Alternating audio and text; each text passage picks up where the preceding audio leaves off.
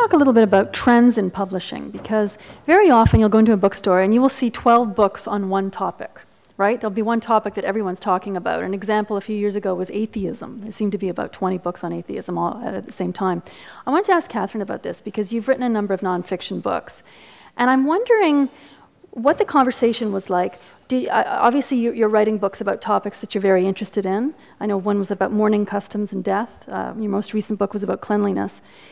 Did you sense that you were going to tap into something that was on people's mind at the time, or how much of this was a personal? I wish I had, and maybe things would have been better if I had. No, my publishing experience was kind of like Rebecca of Sunnybrook Farm or Pollyanna or something. I got obsessed with an idea, whether of mourning customs or of the architecture of small Ontario towns or of the history of washing our bodies, and I just had no trouble finding a publisher. And I was thinking about, just in terms of the zeitgeist of thinking about something, as your example was atheism, but without, I think my ideas are really very bizarre, and not that many people are interested in them, but okay, I'd been writing this book, which had always been called Clean, for about 3.5 years, and just in the spring before it was published, I had the complete writer's nightmare, which was that a book was published in England by Oxford University Press about a history of personal cleanliness, my subject, and it was called Clean. And you know, now I can say, oh, I guess there was maybe just the two of us, Dr. Virginia Smith in England, and there was a little tiny zeitgeist happening there. It didn't do anything more than that. But I always think of this, when I was thinking of this earlier when people were talking about what will a professional publisher do for you, or do they do market surveys, or do they really understand what's going on? So in North America, my American publisher and Canadian publisher absorbed this bad news of and you know, whenever you Googled a book, I actually went to a party before my book came out and was introduced to an Englishman, and he said, oh yes, I read all the reviews of your book, sounds very interesting. And I said, it's not my book, there haven't been any reviews. But anyway, the American and Canadian publishers knew right away, we got to change the title.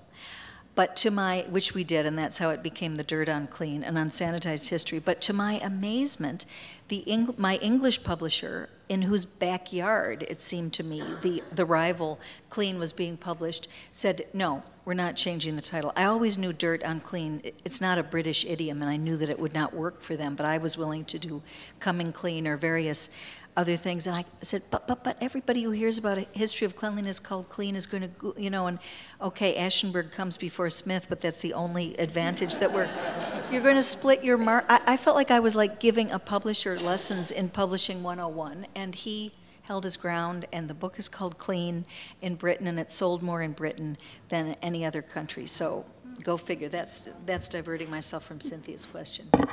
No, I have no claim to the zeitgeist. No, but nor have I ever found a publisher who was interested in that, which has been good. You have a comment, Hillary? Generally, because I think most people, a lot of people really are interested in writing fiction, and that's what they love to do, and that's tremendous, and I love fiction too, but the challenge is you do have to write the whole book before you know if you're going to find a publisher for it. And I think if you just really love to write, if the subjects that interest you, you really should be open to the idea of nonfiction.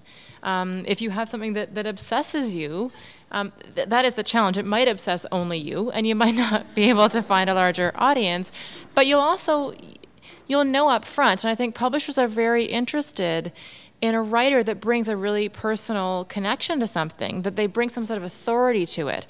So I've had writers who have tried to predict, you know, what is going to be the next hot topic, and that's just too hard to do. And the risk is you might be one of 20 people then predicting it. And I have writers just so desperate for their next book. They say, just tell me what people are going to want to read. And I say, I can't do that because it's going to be 3 years from now when it comes out, and we might be in a totally different world. But publishers, you know, tell me time and again, for nonfiction, they're looking for someone who is an authority on something. And so if you can say, for 20 years, I've been fascinated by mourning or whatever it might be, you're bringing that real curiosity and that, hopefully that intellectual, you know, curiosity will just filter down through the book and will make a really fascinating read. And so it might be an idea to think about some nonfiction ideas, think about something you actually have some sort of perspective on, some sort of unique angle on, something you can really contribute something to a larger discussion about, and work on a proposal, and then take that to publishers or agents. That might be a great way to break in. Then you get your publisher, and then once you're all happily down the road with your nonfiction book, you can say, and I've written a novel.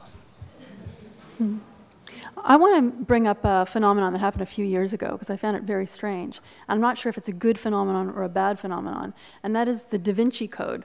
I had an experience personally where I went to a public swimming pool a few years ago, and every single person around that swimming pool, it had to be about 30 of them, they were all reading one novel. So this is obviously a question about fiction. Is it a good thing that everyone was reading one novel?